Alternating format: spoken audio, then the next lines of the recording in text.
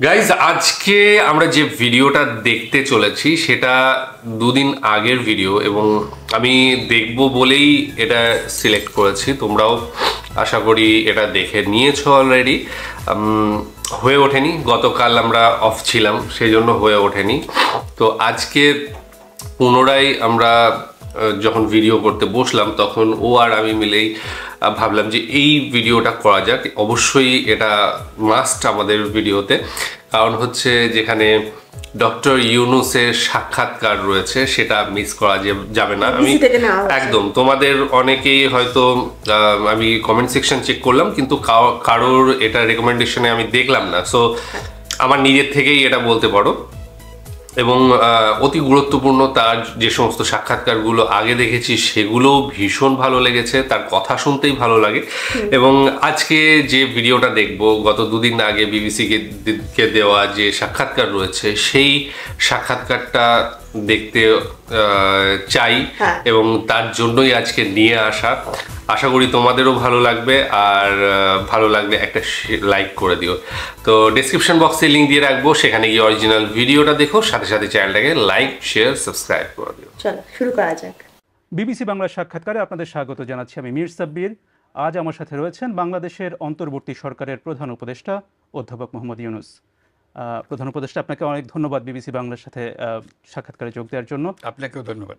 সর্বশেষ যখন আপনার সাথে আমার কথা হচ্ছিল ঠিক 1 বছর আগে, এর মাঝে একটা বিশাল পরিবর্তন হয়ে গেছে বাংলাদেশে। তখন একটা গ্রেপ্তার আতঙ্কে ছিলেন, আপনি বলছিলেন সে গ্রেপ্তার আতঙ্কের কথা। সেখান থেকে আপনি এখন প্রধান উপদেষ্টা হয়েছেন, যার 6 মাস পার হয়ে গেছে। এই 6 মাসকে আপনি কিভাবে দেখেন? কতটা আপনি যা করতে চেয়েছিলেন প্রধান উপদেষ্টা হিসেবে তাতে কতটা সফল হয়েছেন?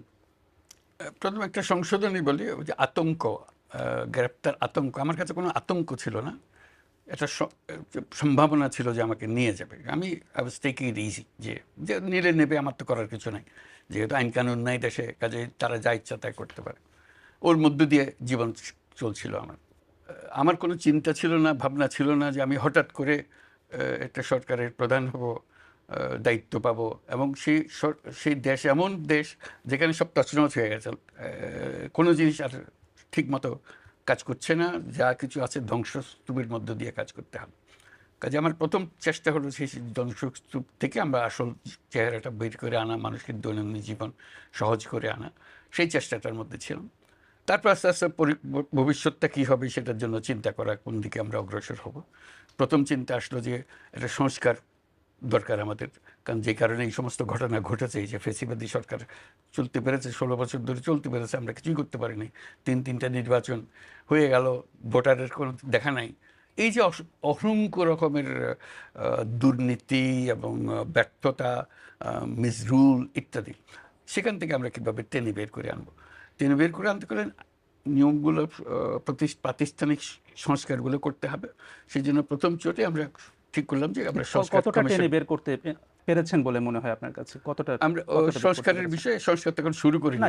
যে পরিস্থিতির কথা আপনি বলছিলেন যে আপনি যখন প্রধান উপদেষ্টা হলেন তখন এক ধরনের পরিস্থিতি ছিল, অনেক পরিবর্তন, অনেক কতটা আপনার চোখে কি মনে, কতটা পরিবর্তন? বহুল পরিবর্তন। এটা আমি বলবো যে ধ্বংসাবশেষ থেকে এসেছিলাম, এখন একটা নতুন চেহারা আসছে, ভেসে উঠছে, যে আমরা অর্থনীতি সহজ করেছি, দেশ বিদেশের আস্থা অর্জন করেছি। এটা তো পরিষ্কার, সারা দুনিয়ার আমরা আস্থা স্থাপন করতে পেরেছি। এটা কেউ প্রশ্ন করতে পারবে না যে না, আপনি অমুক দেশের আস্থা অর্জন করতে পারেন নাই। যে দেশে বলুন, তারা আমাদের উপর আস্থা স্থাপন করেছে। শুধু আস্থা স্থাপন করেছে না, বিপুলভাবে করেছে। তারা বলছে আমরা অতীতে যা করি না তার চেয়ে বেশি করবো, কারণ যেহেতু আমরা দেখছি যে এটা সুন্দরভাবে সরকার চলছে, সেই জন্যই তারা করছে। ঠিক আছে, এটা একটা তো বড় প্রমাণ। এটা যখনই আপনি দেশের সারিগুলো দেখবেন, প্রত্যেকটা দেশ নিজে এসে বলেছে আমরা তোমাদেরকে সমর্থন করছি, তোমাদের যা দরকার আমরা দেব। অবিশ্বাস্য রকমের সহায়তা দিয়েছে তারা। বিদেশে আপনি আস্থা এবং সমর্থনের কথা বলছিলেন। আমি যদি দেশের প্রসঙ্গে আসি, আইন শৃঙ্খলার প্রসঙ্গে আসি, আইন শৃঙ্খলা পরিস্থিতির অবনতি নিয়ে কিন্তু অনেক সমালোচনা হচ্ছে, এবং আমি যদি পুলিশের এবং মানবাধিকার সংস্থাগুলোর পরিসংখ্যান দেখি, অপরাধ কিন্তু বেশ কিছুটাই বেড়েছে। তো এটা আপনারা কেন নিয়ন্ত্রণ করতে পারছেন না? আপনি আস্থার কথা নিয়ে শুরু করেছিলেন, আমি আস্থাতে ফিরে যাই। দেশ বিদেশের আস্থা, তো দেশের মানুষের আস্থা আছে কিনা আমাদের উপরে, এটি হলো বড় কথা। আমার মনে হয় দেশের মানুষের আস্থা আমাদের উপরে আছে, বিপুল পরিমাণে আছে। কাজে সেটা হলো বড় প্রমাণ। আমরা কি করছি না করছি এগুলো খুচরো বিষয় আছে, আমরা খুচরো বিষয়ে এটাতে ভালো এটাতে মন্দ, কিছু ভালো কিছু মন্দ হতে থাকবে। এটা একটা জগৎ, যেটা অপরিচিত জগতের সঙ্গে আমরা এসছি। আমরা কোনো এক্সপার্ট এসে এখানে বসি নাই, আমরা এসছি যার যার জগৎ থেকে এসছি, নিজের মতো করে চেষ্টা করছি কিভাবে করতে পারি। তার মধ্যে ভুলভ্রান্তি হতে পারে, কিছু ভালো করেছে কিছু ভালো করতে পারিনি, এটা হতে পারে, এটা আমি অস্বীকার করছি না। মানে ভালো হয়নি কোনটা আপনার চোখে? কোনোটাই ভালো হয়নি সেই অর্থে।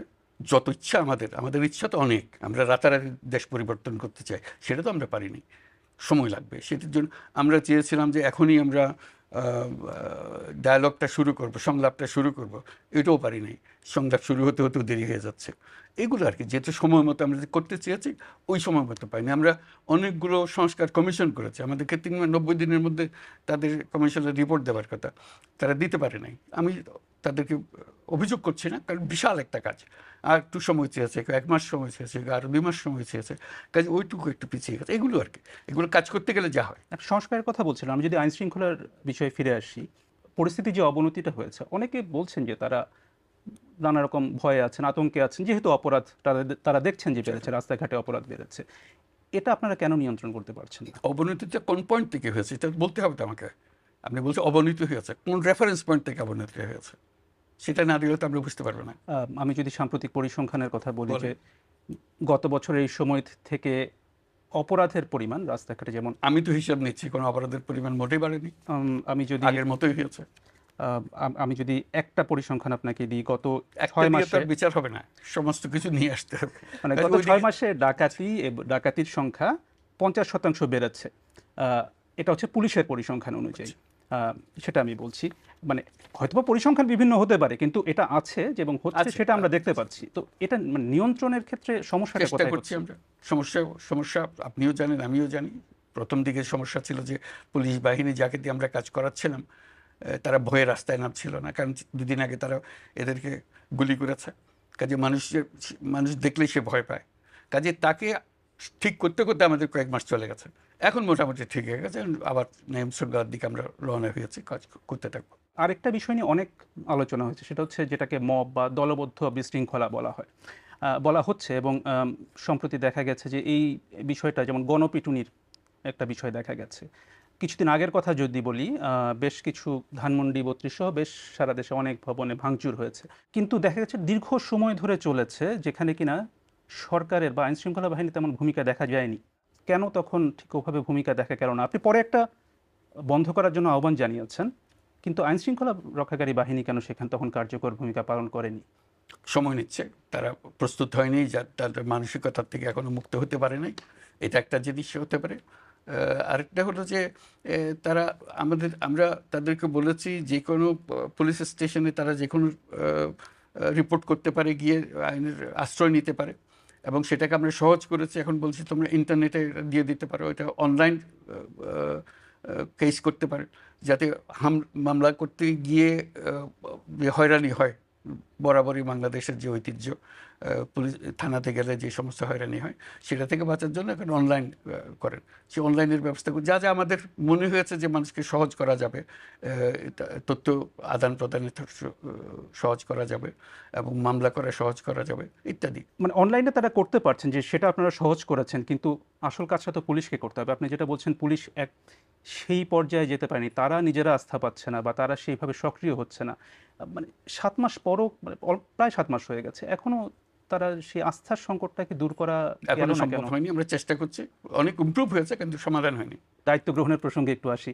আপনি যখন দায়িত্ব গ্রহণ করেছিলেন, তার আগে যে আলোচনা হয়েছে, সেখানে 3টি পক্ষকে সক্রিয় দেখা গিয়েছিল। একটি হচ্ছে সেই গণ অভ্যুত্থানে নেতৃত্ব দেওয়া ছাত্ররা, রাজনৈতিক দলগুলো, এবং তৃতীয় হচ্ছে সেনাবাহিনী। এই 3 পক্ষের সবাই আপনাকে একটা সর্বাত্মক সহযোগিতা দেওয়ার কথা বলেছিলেন তখন। রাজনৈতিক দলগুলোর সাথে তখন আপনাদের অন্তর্বর্তী সরকারের যে সম্পর্কটা ছিল, এখনও কি সেটা আছে, নাকি এখন সেই অবস্থান নেই? আমার তো কোনো অবস্থানের পরিবর্তন হয়েছে বলে মনে হয় না। কেউ আমাকে অসমর্থন করছে এরকম তো কোনো খবর আমি পাইনি এখনো। সবাই সমর্থন করছে, সবাই চাচ্ছে যে সুন্দরভাবে দেশ চলুক, তাদের মধ্যে ঐক্য আছে, সবার মধ্যে ঐক্য আছে। রাজনৈতিক বক্তব্যের মধ্যে অনেক তফাৎ আছে, কিন্তু তার মানে এই নয় তার ঐক্যের মধ্যে ফাটল ধরেছে, এরকম কোনো ঘটনা ঘটেনি। বিএনপির যে ভারপ্রাপ্ত চেয়ারপারসন তারেক রহমান একটি বক্তব্যে বলেছেন যে অন্তর্বর্তী সরকারের নিরপেক্ষতা নিয়ে জনমনে সংশয় তৈরি হয়েছে। জনমনে ওনার মনে সন্দেহ হয়েছে কিনা এটা হলো কথা। কেন, মানে তাদের মনে কেন সন্দেহ তৈরি সে হয়েছে? হয়নি তো, সে কথাই বলছি। আমরা যখন বসি কেউ তো বলে না যে আপনার সন্দেহ হচ্ছে, সব বলছে আমরা আপনাদের সঙ্গে আছি। মানে আপনাদের সামনে ভিন্ন কথা বলছে কিন্তু বক্তব্যে ভিন্ন, মানে ভিন্ন কথা বলছে, তাই কি ভিন্ন হচ্ছে? বলছে কিনা সেটা আপনারা বুঝেন, কিন্তু আমাদের সঙ্গে যে সমস্ত আমাদের সম্পর্কের কোনো ঘাটতি হয় নাই। ছাত্রদের প্রসঙ্গে, ছাত্ররা একটা রাজনৈতিক দল এরই মধ্যে করে ফেলেছে। সে বিষয়ে কয়েকটি রাজনৈতিক দল, বিশেষ করে বিএনপির পক্ষ থেকে বলা হয়েছে যে একটা অভিযোগ করা হয়েছে সরকার এখানে তাদেরকে সহায়তা করছে। সরকার কি সহায়তা করছে তাদেরকে বা না, করেছে? সরকার কোনো সহায়তা করে না। 3 জন ছাত্র প্রতিনিধি ছিল সরকারের ভেতরে, যিনি রাজনীতি মনস্থির করেছেন তিনি সরকার থেকে ইস্তফা দিয়ে চলে গেছেন। উনি প্রাইভেট সিটিজেন হিসেবে রাজনীতি করবেন, এর কার বাধা দেওয়ার কি আছে? সেনাবাহিনী থেকে কি আপনি সহযোগিতা পাচ্ছেন? সর্বোত্তমভাবে, একদম প্রথম থেকে যা ছিল এখনো তাই? অ্যাবসলিউটলি। আপনি নিশ্চয়ই জানেন যে সম্প্রতি সেনাপ্রধান একটি বক্তব্য দিয়েছেন যেখানে তিনি বলেছেন যে অনেক বিষয়ে তিনি এবং আপনি একমত। তার মধ্যে তার একটি বক্তব্য ছিল যে সবাই একসাথে কাজ না করতে পারলে বাংলাদেশের স্বাধীনতা এবং সার্বভৌমত্ব হুমকির মুখে পড়বে বা এটা বিপন্ন হতে পারে। আপনি কি এই বক্তব্যের সাথে একমত? এটা ওনার বক্তব্য, উনি বলবেন। এটা আমার ওনাকে এন্ডোর্স করা না করার বিষয় না এটা। যেটা যেহেতু তিনি বলছেন যে অনেক বিষয়ে কথা হয়, আপনি অনেক বিষয়ে একমত, অথবা এই যে স্বাধীনতা সার্বভৌমত্ব বিপন্ন হওয়ার কোনো সম্ভাবনা কি আছে কিনা সরকার প্রধান হিসেবে আপনি কি এটা তো বলেন? সব সময় থাকে। একটা পলাতক দল দেশ ছেড়ে চলে গেছে, তাদের নেতৃত্ব চলে গেছে, তারা সর্বাত্মক চেষ্টা করছে এটাকে আনসেটল করার জন্য। এটা তো সবসময় থ্রেট আছে, প্রতিক্ষণই আছে, প্রতি জায়গাতেই আছে। কাজে এটা তো সবসময় থাকবে। মানে হুমকিটা কি আপনি বলছেন আওয়ামী লীগ থেকে, ক্ষমতাচ্যুত আওয়ামী লীগ থেকে? অবশ্যই, এটা তো অবভিয়াস। তারা মাঝে মাঝে ঘোষণা করছে, বক্তৃতা দিচ্ছে, অ্যাড্রেস করছে, আমরা সবাই শুনছি, মানুষ উত্তেজিত হচ্ছে। আপনি এখন যেটা বললেন যে তাদের দিক থেকে নানা রকম কর্মকাণ্ড আছে, হুমকিটা কোথায় এই মুহূর্তে? এই যে অ্যাড্রেস করছে, জাগো, কাজে নামো, ইত্যাদি ইত্যাদি অনেক আহ্বান জানাচ্ছে না, কর্মসূচি দিচ্ছে, হরতাল করো, অমুক করো। এটা মানুষ কীভাবে নেবে এটাকে বলেন? এটা কীভাবে মিষ্টি মুখে চলে যাবে সব? অন্তর্বর্তী সরকারের একটি বড় লক্ষ্য হিসেবে আপনি সংস্কারের কথা বলেছেন, এবং এটা নিয়ে আপনারা অনেকগুলো কমিশনও গঠন করেছেন। কিন্তু এখন যেহেতু আপনারাই বলছেন যে এই বছরের শেষে নির্বাচন হবে, তো এই অল্প সময়ের মধ্যে আপনারা সংস্কার কতটা করতে পারবেন বলে মনে করেন? সেটা আমরা প্রক্রিয়া শুরু করেছি। আমরা একেবারে প্রত্যেকটা সুপারিশ দেব। সুপারিশের সঙ্গে কথা থাকবে আপনার রাজনৈতিক দল এটা কি সমর্থন করে, এটাতে রাজি আছেন, রাজি থাকতে বলেন, রাজি না থাকলে বলেন। বা এই যে সুপারিশটা আছে সেটার মধ্যে যদি কোনো একটা সংশোধনী এলে আপনি রাজি হবেন সেটা বলেন। এটা কি নির্বাচনের আগে সংশোধনটা করা ঠিক হবে, এটা কি এই নির্বাচনের পরে কি, সব প্রশ্নের এখানে সমাবেশ আছে। রাজনৈতিক দলকে শুধু বলতে হবে এটা আমি মানি, এটা রাজি, এটা আমি, এটা বলে দিলে সব কিছু মিলালে তারপরে আমরা একটা ঠিক করব সবাই কোন সুপারিশে সবাই একমত হয়েছে। এরকম যে সমস্ত সুপারিশে তারা একমত হয়েছে সেগুলো আমরা আলাদা একটা কাগজে নিয়ে আসবো। এই বিষয়ে, এই সমস্ত বিষয়ে সবাই একমত হয়েছে, তখন এটাকে আমরা বলবো এটা চার্টার, একটা জুলাই চার্টার। এবং সবাইকে আহ্বান জানাবো আপনারা সবাই যেহেতু একমত হয়েছেন সই করে দেন জুলাই চার্টার। এর মতোই আমরা এখন চলবো। সেই পরিপ্রেক্ষিতে তখন নির্বাচনটা হবে। নির্বাচনের আগে যেটা বলেছেন সেটা নির্বাচনের আগে হবে, যেটা নির্বাচনের পরে বলেছেন সেটা নির্বাচনের পরে হবে। এটা আপনাদের বিষয়, কিন্তু আপনারা একমত হয়েছেন। সেই ঐক্যমত্যে আমরা গঠন করার চেষ্টা করছি। তাহলে কি বলা যায় যে নির্বাচনটা এবছরের মধ্যেই হচ্ছে? আমরা তো সেটা ঘোষণা করে দিয়েছি, আবার নতুন করে আর বলার তো কিছু নাই। সর্বশেষ যখন আপনার সাথে কথা হচ্ছিল তখন আপনি একটা বিষয় বলেছিলেন যে এই যে আপনার উপরে যে মামলা, হয়রানি, এসব কারণে আপনি ব্যক্তিগত জীবনে নানাভাবে প্রভাবিত হচ্ছেন। এখন এই যে এই 6 মাস প্রধান উপদেষ্টা হিসেবে থাকার পর আপনার ব্যক্তিগত জীবন কিভাবে প্রভাবিত হয়েছে? আমি তো এখন সে ব্যক্তিগত জীবন থেকে বিচ্যুত হয়ে গেছি। এখন তো আমার জীবন অন্য রকমের, বদ্ধ করে কাজ করার মতো জীবন। আমার দিকে ওদিকে কাজ করার সুযোগ নেই। যেটুকু করার খুব সীমাবদ্ধভাবে আমাকে ফোকাসড ওয়েতে সেগুলো করতে হচ্ছে। কাজে ওটার সঙ্গে এটার কোনো তুলনা করতে পারছি না আমি। ওইটা আমি ফ্রি জীবন, আমি যা ইচ্ছা তাই করছিলাম, এখন তো সেটা আর করা যাচ্ছে না। গণ অভ্যুত্থানের পর থেকে ভারতের সাথে বাংলাদেশের সম্পর্কের একটি অবনতি দেখা গেছে। এখন দুই দেশের সম্পর্ক এখন কোন পর্যায়ে আছে? খুবই ভালো, আমাদের সম্পর্কের কোনো অবনতি হয় নাই। আমি যেভাবে ব্যাখ্যা করে এসেছি, আমাদের সম্পর্ক সবসময় ভালো থাকবে, এখনও ভালো আছে, ভবিষ্যতেও ভালো থাকবে। বাংলাদেশ ভারতের সম্পর্ক ভালো না থেকে উপায় নেই। আমাদের সম্পর্ক এত ঘনিষ্ঠ, আমাদের পরস্পরের উপর নির্ভরশীলতা এত বেশি, এবং আমাদের ঐতিহাসিকভাবে, রাজনৈতিকভাবে, আমাদের অর্থনৈতিকভাবে আমাদের সম্পর্ক এত ক্লোজ সম্পর্ক, সেটার থেকে আমরা বিচ্যুত হতে পারবো না। তবে মাঝখানে কিছু কিছু দ্বন্দ্ব দেখা দিয়েছে, আমি হচ্ছে মেঘ দেখা দিয়েছে। এই মেঘগুলো মোটামুটি এসছে অপপ্রচার থেকে। অপপ্রচারের সূত্র কারা সেটা অন্যরা বিচার করবে, কিন্তু এই অপপ্রচারের ফলে আমাদের সঙ্গে একটা ভুল বোঝাবুঝি হয়ে গেছে। সেই ভুল বোঝাবুঝির থেকে আমরা উত্তরণ করার চেষ্টা করছি, কিন্তু মূল সম্পর্কের মধ্যে কোনো আপনার সরাসরি ভারত সরকারের সাথে আপনার সরাসরি যোগাযোগ হচ্ছে? সবসময় যোগাযোগ হচ্ছে আমাদের। তারা এখানে আসছে, আমাদের লোকজন সেখানে যাচ্ছে। প্রাইম মিনিস্টার মোদির সঙ্গে আমার প্রথম চোটেই কথাবার্তা হয়ে গেছে। ইলন মাস্কের সাথে সম্প্রতি আপনার একটা কথা হয়েছে এবং তাকে আপনি বাংলাদেশে আমন্ত্রণও জানিয়েছেন। এটা কি যুক্তরাষ্ট্রের নতুন প্রশাসনের সাথে একটা সম্পর্ক তৈরির চেষ্টা নাকি? মূলত ছিল স্টারলিংক নিয়ে একটা ব্যবসায়িক একটা সম্পর্কের বিষয় ছিল। সেই বিষয়ে আমরা আলাপ করছি যে স্টারলিংকের কানেকশনটা আমরা নিতে চাই। আওয়ামী লীগের রাজনীতি নিয়ে রাজনৈতিক দলগুলোর মধ্যে মতভেদ দেখা গেছে, বিভিন্নজন বিভিন্ন কথা বলছেন। এটা নিয়ে আপনার অবস্থানটা কি? ওই যে ঐক্যমত, আমরা বরাবরই ফিরে যাচ্ছি ঐক্যমতে। সবাই মিলে যা ঠিক করবে আমরা তাই করব। মানে এই বিষয়ে আপনার সরাসরি কোনো অবস্থান নেই যে আওয়ামী লীগ কি নিষিদ্ধ হবে অথবা রাজনীতি করবে কিনা, নির্বাচনে অংশ নেবে কিনা? এটা আমি অত ডিটেলসে যাচ্ছি না। আমার বরাবরের পজিশন সেটা হলো যে আমরা সবাই এই দেশের নাগরিক, আমাদের এই দেশের উপরে সমান অধিকার, আমরা সব ভাই ভাই, আমাদেরকে এই দেশেই বাঁচতে হবে, এ দেশকেই বড় করতে হবে। কাজে যে মত দল করবে তো বটে, সব কিছু করবে, কারো কোনো এই দেশ থেকে কেড়ে নেওয়ার, তার অধিকার কেড়ে নেওয়ার কোনো উপায় নাই। কিন্তু যে অন্যায় করেছে, যার বিচার হওয়া উচিত, তার বিচার হতে হবে, এটুকুই শুধু। বাংলাদেশের যে রাষ্ট্রীয় কাঠামো, তাতে সরকার প্রধানের সাথে রাষ্ট্রপতির একটা নিয়মিত যোগাযোগ থাকার কথা। আপনার সাথে কি বর্তমান রাষ্ট্রপতির সাথে যোগাযোগ হয়? যখনই প্রয়োজন হয়, শুধু শুধু তো গিয়ে ওনার সময় নষ্ট করার দরকার নেই। যখনই দরকার হয় আমরা তার কাছে যাই। এর আগে সাক্ষাৎকারে আপনি একটা কথা বলেছিলেন যে ১/১১-র সময় আপনি যে একটা রাজনৈতিক দল গঠন করেছিলেন সেটা নিয়ে কথা হচ্ছিল, এবং আপনি বলেছিলেন যে আপনার রাজনীতিতে আসাটা ভুল হয়েছে। এখন আপনি বাংলাদেশের সবচেয়ে বড় রাজনৈতিক পদে রয়েছেন। এখন আপনার কি মূল্যায়ন যে এটা কি এখানে আসা কি আপনার সঠিক হয়েছে, নাকি এখনই বিচার করতে চান না? না, বিচার করব। প্রথম কথা, আমি রাজনৈতিক দল গঠন করি নাই, গঠন করার কথা বলেছিলাম এবং 10 সপ্তাহ যাবৎ এই কথা জারি ছিল। এই 10 সপ্তাহ পরে আমি বলেছি না, আমি রাজনীতিতে যাব না। আমি এই কথা বলেছি, politics is not my cup of tea, এবং ওইখানেই সমাপ্ত। এরপরে আর রাজনীতির কাছে আমার কেউ টানতে পারেনি। সবাই চেষ্টা করেছে দেশের নেতৃত্ব নেন, আপনি প্রধানমন্ত্রী হন, সবাই চেষ্টা করেছে, আমি কোথায় যাইনি। আমি বলছি এই চ্যাপ্টার শেষ, এই 10 সপ্তাহ দ্যাটস এনাফ, ওইটাই ছিল। কাজে ওইভাবেই আছি এখন। এখানে আমি রাজনীতি যাওয়ার কোনো সম্ভাবনা নেই, রাজনীতি করিও না, করবো না। একটা রাজনৈতিক পদ সরকার প্রধান, যদি টেকনিক্যালি হবে, এটা নিয়ে আমি তো এই পদে আসতেও চাই নাই। আমাকে অনুরোধ করেছে, বহুবারে করেছে, তারপর আমি শেষ পর্যন্ত সম্মত হয়েছে, সেটা দায়িত্ব নিয়েছে। এটা রাজনৈতিক পদ যদি হয়ে থাকে, এটা বাই ডেফিনিশন আমি রাজনীতি করি না। প্রধান উপদেষ্টা অধ্যাপক মোহাম্মদ ইউনূস, আপনাকে অনেক ধন্যবাদ বিবিসি বাংলাকে সময় দেওয়ার জন্য।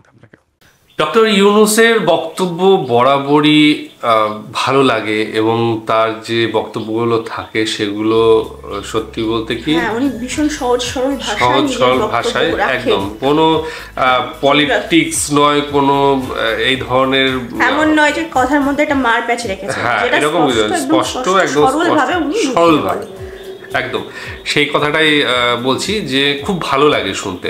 একজন সাধারণ মানুষ হিসেবে একজন সাধারণ মানুষের বক্তব্য যেরকম হয়, সামনাসামনি বসে যে কথা আদান প্রদান হয়, সেটাই আমরা শুনি সাধারণত তার মুখ থেকে, এবং মনে হয় যেন হ্যাঁ সামনে নিজের বাড়ির মানুষ বসে আছে এবং তার সঙ্গে কথোপকথন চলছে। কোনো রাজনৈতিক মারপ্যাচ নেই, যেটা বললো, ঠিক আছে, কোনো দেখনদারি নেই, ঠিক আছে, বা অন্যান্য যে স্ট্যাটাস দেখানো সেই ব্যাপারটাও নেই। হ্যাঁ, পুরো একদম সিম্পল যেটা হচ্ছে সেটা আমি বলছি। এই বক্তব্যের মাঝে অনেকগুলো পয়েন্ট উঠে আসলো, তার রাজনৈতিক যে এখন পদ রয়েছে সেটা সম্পর্কে, তার অতীত জীবন সম্পর্কে, তার ভারতের সাথে সম্পর্ক, যে নতুন রাজনৈতিক দল তৈরি হয়েছে সেটা সম্পর্কে, কিন্তু সবকিছুতেই হ্যাঁ রাষ্ট্রপতির সাথে দেখা হয় কিনা, তো সমস্ত কিছুতেই তাকে তার যে কথাগুলো তো এখানে আওয়ামী লীগ নিয়েও কথা বলেছেন, এবং এই যে কথাগুলো বলেছেন অন্যান্য হয়তো কোনো রাজনৈতিক ব্যক্তিত্ব বললে এটার উপরে কাটাছেঁড়া করতে হতো যে আদৌ উনি কি মিন করতে চাইলেন বা কি বলতে চাইলেন, ঠিক আছে, এইরকম একটা জটিল ব্যাপার থাকতো, কিন্তু ওনার বক্তব্যে কিন্তু সেই জিনিসগুলো নেই, ঠিক আছে, যেগুলো বললেন একদম স্পষ্ট মনে হলো যে হ্যাঁ উনি ওইটাই মিন করেন এবং ওইটাই তিনি বলেছেন, এবং ওনার উত্তরের মধ্যে দিয়ে সেটা প্রকাশ পাচ্ছে যে উনি একজন সরল ব্যক্তি, কারণ যারা তাকে অযথা রাজনৈতিক মানে অভিসন্ধিতে আটকে রাখা যাবে না বা আটকানো উচিত নয়, ঠিক আছে, এখানে যে রাজনীতিটা হচ্ছে বা সেখান থেকেও তিনি নিজেকে দূরে রেখেছেন, তাকে ছাত্ররা বলেছিল যে তাকে পদ নিতে হবে, তিনি সেই জন্য পদটা নিয়েছেন, ঠিক আছে, না সেটা আগের ক্ষেত্রে, ঠিক আছে, এই ক্ষেত্রে তো তাকে পদ নিতে বলা হয়েছিল, সেই জন্য তিনি প্রধান উপদেষ্টার পদটা নিয়েছেন, কিন্তু রাজনীতি তিনি করবেন না এবং করেনও নি এবং করবেন না।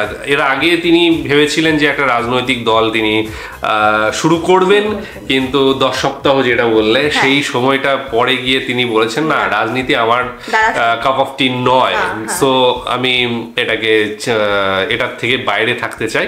এবং সত্যি বলতে কি এই ধরনের মানুষ যারা এত বড় উচ্চমানের সারা বিশ্বে যাদের গ্রহণযোগ্যতা রয়েছে তারা সাধারণত রাজনৈতিক এই জিনিসগুলোতে জড়ান না, হ্যাঁ দায়িত্ব নিয়েছেন, একজন অভিভাবক দরকার ছিল, সেই অভিভাবকটা তিনি হয়েছেন, কেউ ছিল না যেহেতু তিনি নিয়েছেন, কিন্তু না জড়াবেন না, তিনি রাজনীতিতে নিজেকে একদম রাজনীতিতে নিজেকে জড়াবেন না, এবং রাজনীতি হলে একটা জায়গায় কিছু মানে কালিমা লিপ্ত হতে হয়, হ্যাঁ কিছু জায়গায় খারাপ হতে হয়, সেইটা তিনি কখনোই চাইবেন না। তার যে স্ট্যাটাস রয়েছে সেই অনুযায়ী তার এই জিনিসগুলো আমার মনে হয় যে তিনি মনে করেছেন বা ভেবেছেন যে এইগুলো আমার ক্ষেত্রে ঠিক নয়, সেজন্যই তিনি হয়তো জড়াবেন না। এবং ভারতের সম্পর্কে মানে তিনি যা বললেন সত্যিই অসাধারণ কথাবার্তা বললেন, তিনি খুব ভালো লেগেছে। এবং ডক্টর ইউনূসের এর আগেও যে ইন্টারভিউ দেখেছি সেখানেও তিনি ভারত সম্পর্কে একই কথা বলেছেন, ভারতের সাথে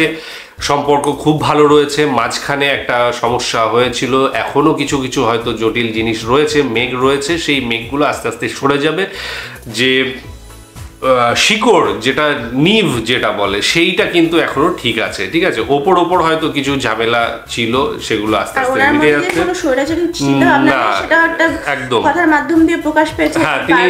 বাংলাদেশের যখনই ভবিষ্যতের কথা বলা হয়েছে তখনই হয়েছে সবাই মিলে, হ্যাঁ এইটা কথা বলেছে একদম।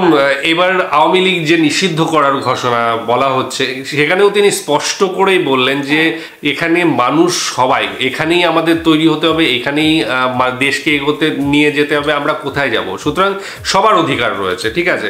সুতরাং আমার যেটুকু মনে হচ্ছে এখানে আওয়ামী লীগও কিন্তু ভোটে হয়তো বা তারা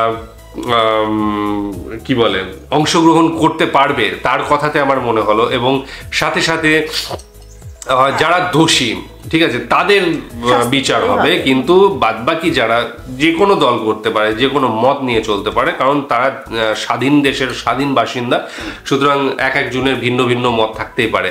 তো তিনি সেইটাও ক্লিয়ার করেছেন, এবং এই সমস্ত দিকগুলো দিয়ে তার যে মহানুভবতা, তার যে বিরাট একটা সবসময় উনি যে সত্যের পাশেই রয়েছেন, হ্যাঁ, তো ওনার বক্তব্যের মাধ্যমে একদম। তো পুরো বিষয়টাই এই সামারাইজ করে পেয়েছি যে এত সুন্দর একজন মানুষ, এত আমি বলবো না যে পলিটিক্যাল নেতা, একজন নেতা, সঠিক মানুষ, খুব সুন্দর সহজ সরল মানুষ, যিনি কিনা একটা রাষ্ট্রের দায়িত্বে রয়েছেন, প্রধান উপদেষ্টা শব্দটি এটা ওনার নামের সাথে সত্যি একদম খুব সামঞ্জস্য। তো যাই হোক, এই ছিল আজকের ভিডিও, বক্তব্যগুলো আমরা শুনলাম, ভীষণ ভালো লাগলো। তোমাদের কেমন লেগেছে জানিও, তোমাদের মতামত অবশ্যই জানাবে কমেন্ট সেকশনে, আর কি ভিডিও দেখতে চাও সেগুলো বলো। তো আজকের মধ্যে এখানেই শেষ করছি, আগামী দিন আবার আসছি অন্য কোনো ভিডিও নিয়ে, ততক্ষণের জন্য স্টে টিউন, টাটা।